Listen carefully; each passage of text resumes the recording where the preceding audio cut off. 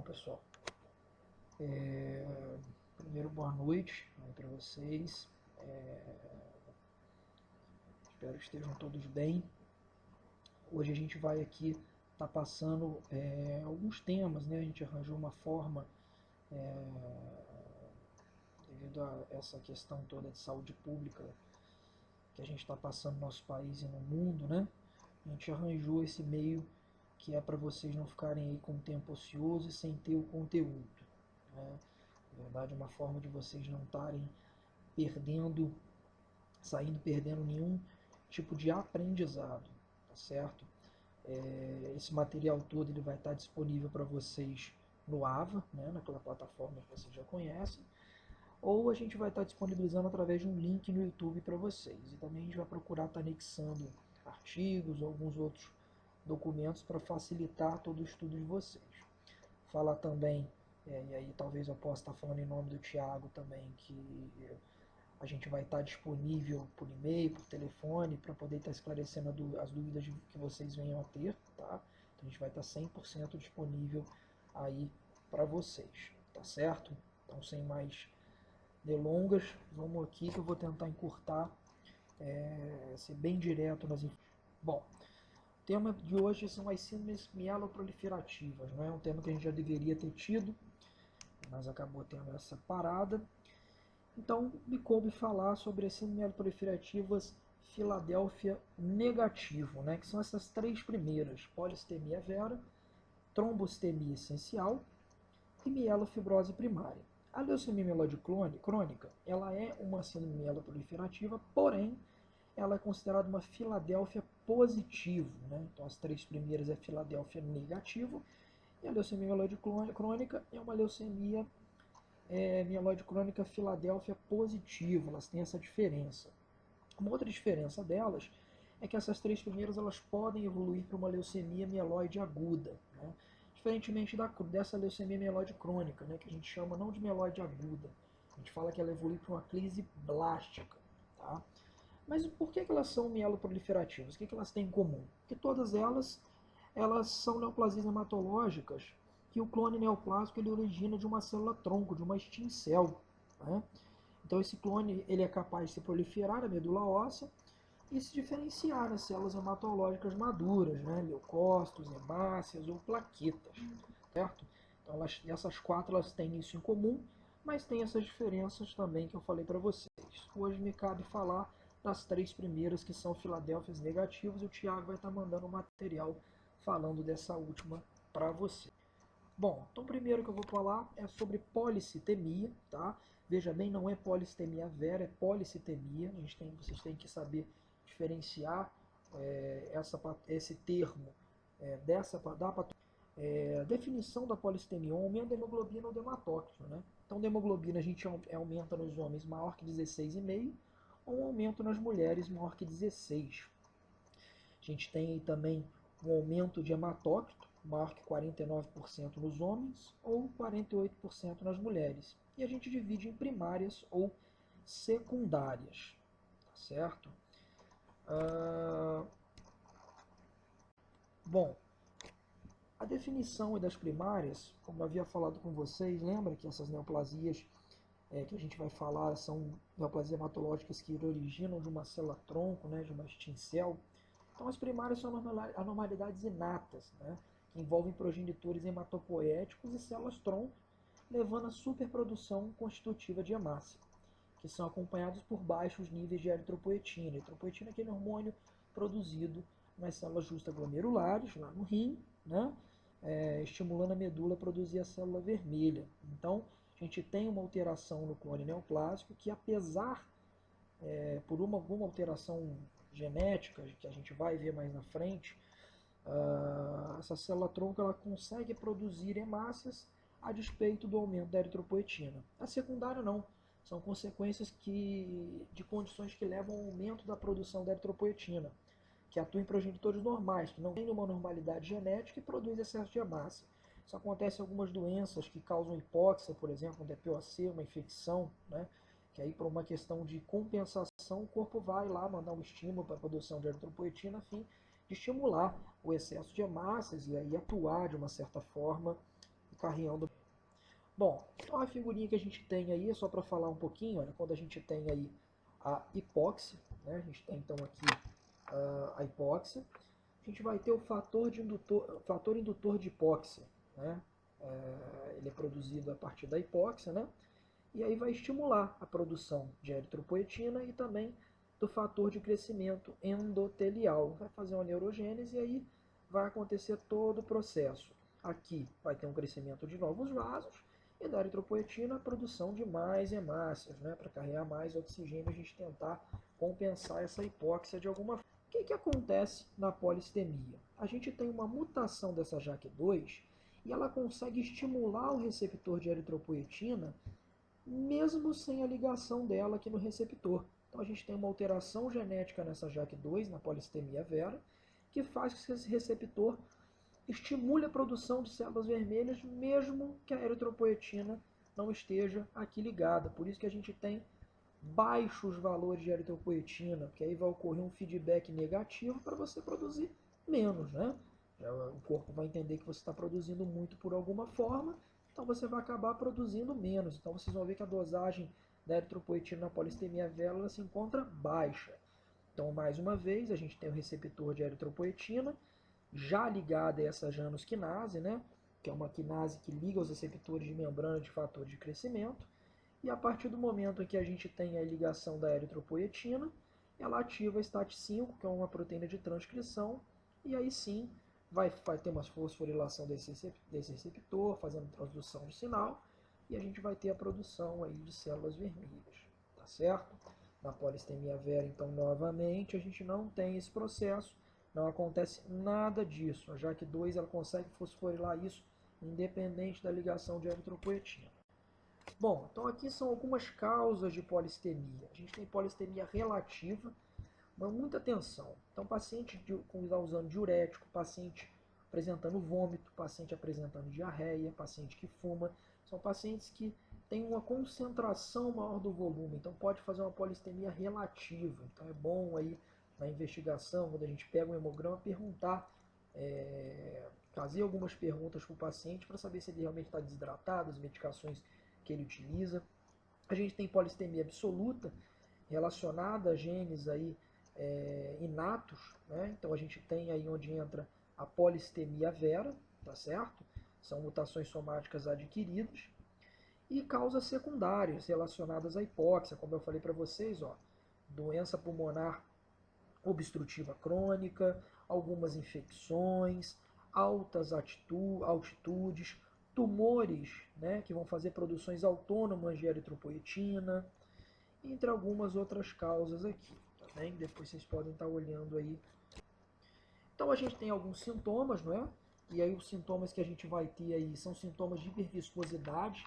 Por que sintomas de hiperviscosidade? Porque a gente tem uma concentração muito grande de uma linhagem celular. Então o sangue fica mais viscoso, né?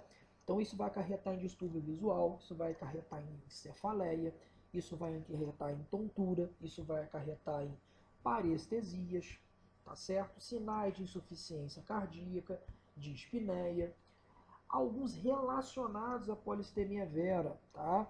Então, o prurido é muito comum na polistemia vera. A gente também vai ter pletora facial, fica um rosto mais vermelho, as bochechas, o pescoço é um paciente vermelho, né? A gente já entra no consultório na ectoscopia, a gente já vai ver que é um paciente que ele está vermelho.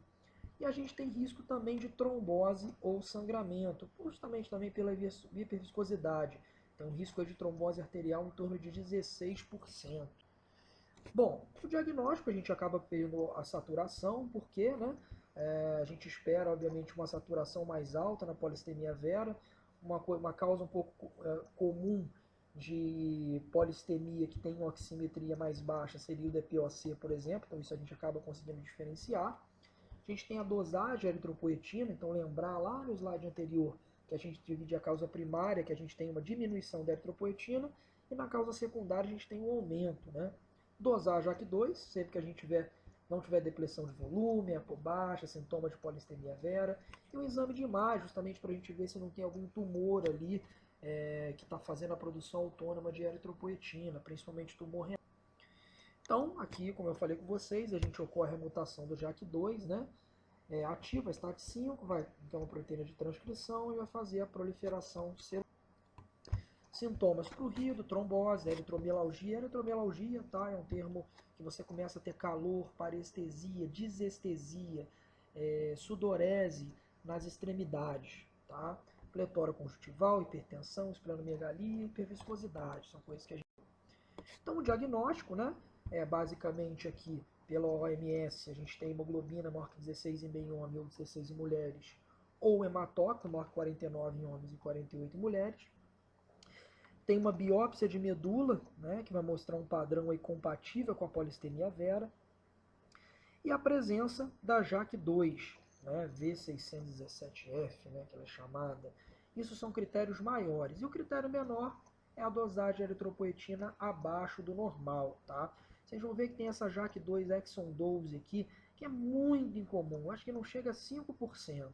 Às vezes a gente não tem essa JAK2 mutada e a gente tem muita certeza de que está diante de uma polistemia vera e encontra essa outra mutação da JAK2 aqui, que é uma mutação um pouco mais rara. Tá? Então, para a gente fechar, a gente precisa de 3 critérios maiores dentro desses aqui, ou 2 critérios maiores e esse aqui menorzinho. Tá?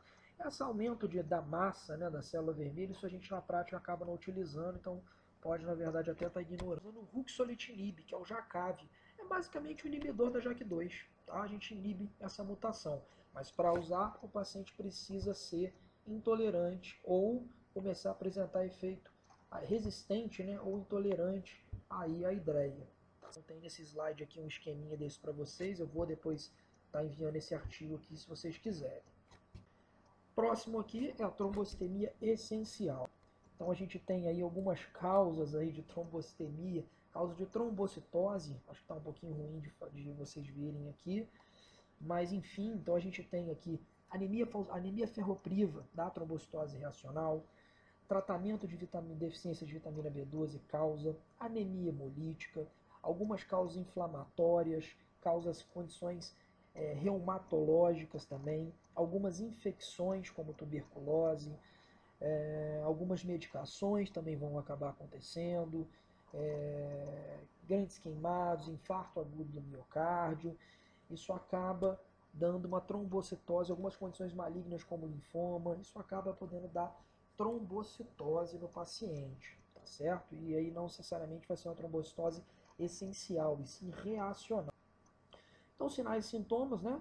Sintomas vasomotores, e aí a gente vai entrar aí um pouquinho também na cefaleia, alteração visual, enfim, coisas parecidas com a viscosidade, né? Parestesia, pode ter algumas úlceras, a eritromialgia novamente, né? Aparecimento de dor, desestesia, calor, eritema nas extremidades, esplenomegalia e trombose ou hemorragia, sendo que a trombose, na trombocitemia essencial, ela gira em torno de 22%, né, um pouco maior aí que a polistemia vera. Mas também a gente tem um risco de hemorragia. Bom, então muita atenção com relação a essa quantificação aqui, tá?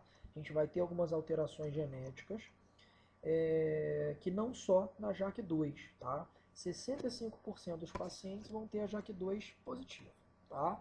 Porém, 25% vão ter essa mutação aqui da calreticulina, o CalR, tá? Que vocês estão vendo aí em segundo plano. Em terceiro, o MPL, que é o receptor de trombopoetina, em 5%. E 15% dos pacientes não vão ter nenhuma dessas mutações. Vão ter alguma outra que não é tão específica da trombocitemia essencial, tá bem? Bom, como é que funciona?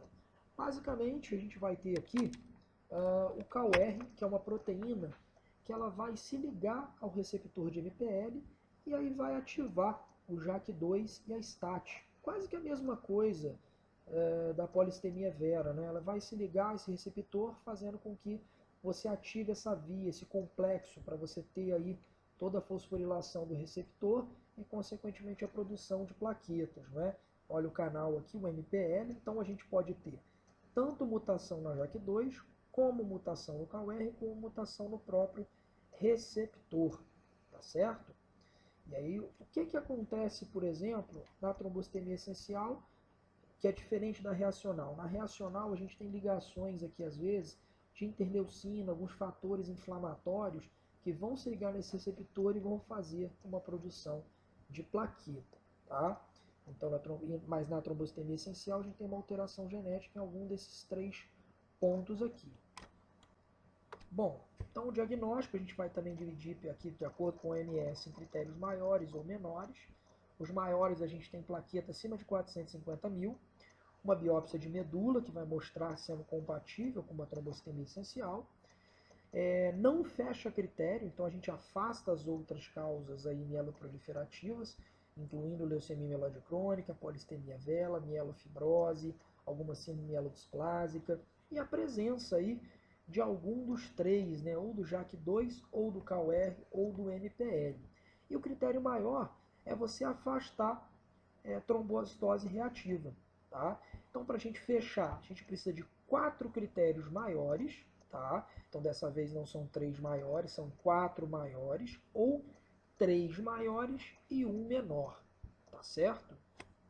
Bom, o tratamento, vocês veem aí que o prognóstico dela é um pouquinho mais extenso que a polistemia vera, além de baixo risco e alto risco, a gente tem muito baixo risco e risco intermediário. Isso vai ter relação com a idade, 60 anos de histórico de trombose, mas também se a gente tem o JAK2 mutado, tá certo? Então o tratamento para baixo risco ou muito baixo risco vai ser basicamente a gente fazer uma dose de aspirina, tá? E no risco intermediário e no alto risco a gente tem a opção de estar fazendo também a hidreia, tá certo? Porém, quando o paciente é resistente à hidreia, a trombocitemia essencial a gente não faz o Jakavi, tá? A gente faz uma droga que chama anagrelide, tá certo?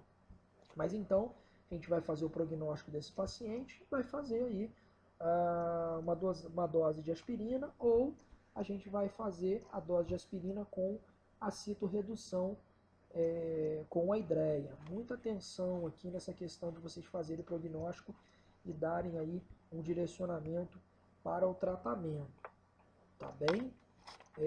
Uma outra informação, geralmente a gente reserva, tá fazendo aspirina na prática, quando a gente tem plaquetas acima de 600 mil, tá? Porque abaixo disso a gente vê que não tem tanto risco de trombose. Porém, quando o paciente passa aí de 1 milhão de plaquetas, a gente tem que tirar, na verdade, a aspirina, tá? Incrivelmente, o paciente ele aumenta o risco de sangramento com mais de 1 milhão de plaquetas, porque a gente começa a ter uma deficiência adquirida de fator de von Willebrand. Então, acima de 1 milhão, retira aspirina, retira anticoagulação, porque o risco de sangramento ele é grande, tá? E a gente só ficaria aí com a hidreia, tá certo? Bom, por último, né? Então a gente tem aqui também algumas causas de mielofibrose, não vou me estender, vocês depois dão uma olhadinha, tem causas infecciosas, causas reumatológicas, algumas condições neoplásicas também. Então a stem cell, né, a célula tronco, né, totipotente, ela vai estimular os megacariócitos e os monócitos, eles vão produzir fibroblastos, esses fibroblastos estimulam a produção de colágeno e aí vão acarretar na fibrose. Então, os sintomas é fadiga, perda de peso, hepatomegalia e uma esplenomegalia de grande monta, né? Eu vou explicar para vocês mais detalhadamente na próxima aula, que vai ser de linfonodomegalia e de esplenomegalia, tá bom? O diagnóstico, a gente tem que ter a presença de proliferação de megacariócito, enfim. Isso aqui é pela medula óssea. A gente não tem nenhum critério para ultramielografia e a gente tem a presença do JAK2, do KOR ou do NPL. Ou a gente tem um triplo negativo, tá? Aqui a gente encontra mais critérios menores, não é? Então a gente tem anemias, que você não associa com nenhuma outra comorbidade. A gente tem uma leucocitose, a gente tem uma esplenomegalia palpável, LDH aumentado, a leucoeritroblastose. O que é a leucoeritroblastose? É a presença no sangue periférico de células jovens, né, da linhagem granulocítica, então bastão, metamielócito, mielócito, e também de eritroblastos. Tá? Então a gente precisa aqui de 3 critérios maiores e de um critério menor para a gente poder estar fechando. Pessoal, uma atenção, vocês podem perceber que a gente falou aqui agora de leucocitose. E aí vocês pensam, poxa, mas a gente tem uma mielofibrose, por que não é leucopenia? Na prática, a gente percebe que no comecinho da mielofibrose, o paciente acaba fazendo uma leucocitose, né? Ou às vezes o paciente, você está tratando, é uma trombostemia essencial, uma polistemia, de repente nos próximos hemogramas o paciente começa a aumentar um pouco o leucócito dele, começa aí a diminuir um pouco as plaquetas ou a hemoglobina, sem você aumentar a dose do tratamento, possivelmente esse paciente está evoluindo para uma mielofibrose. Então, dependendo do estágio da doença, a gente pode ter leucocitose também, tá bem? E o tratamento não tem um tratamento curativo a não ser o transplante de medula óssea, tá? E aí o elegível a gente considera até 75 anos de idade estourando, tá? Tratamento de suporte, que aí seria transfusional, e o tratamento para pacientes inelegíveis seria o Jacave, tá? O ruxolitinib, que a gente usou como segunda linha lá na polistemia vera, tá bem? Bom, aqui é só um esqueminha também de um outro artigo para vocês darem uma olhada. O esqueminha é sempre bom para poder direcionar a gente. E por último aqui são algumas causas de esplenomegalia que eu vou deixar para vocês, só para me adiantar aí para outra aula, tá bem? Mas a gente vai ter tempo de estar fazendo isso numa outra oportunidade. No mais, era isso que eu estava querendo passar para vocês. Então, como eu falei, a gente vai estar deixando disponível isso no AVA, tá? Através dessa aula, ou a gente vai colocar um link do YouTube e disponibilizar também material. Fico aí à disposição de vocês para qualquer dúvida, seja por e-mail, seja por rede social, seja por WhatsApp também. Fiquem com Deus aí, se cuidem, e a gente vai estar enviando próximas aulas para vocês aí nas próximas semanas também, tá bom? Um forte abraço para vocês, fiquem com Deus.